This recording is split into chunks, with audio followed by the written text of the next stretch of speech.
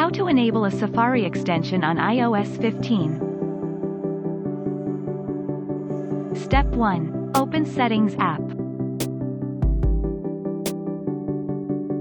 Step 2. Tap on the Safari menu. Step 3. Tap on Extensions.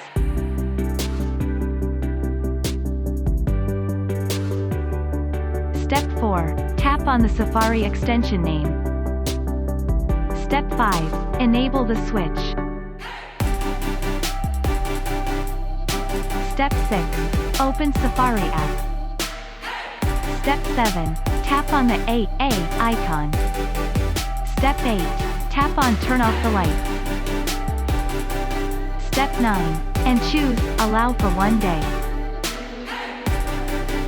And that is it. For more helpful tips, subscribe to the Turn Off the Lights channel or click another video to keep watching.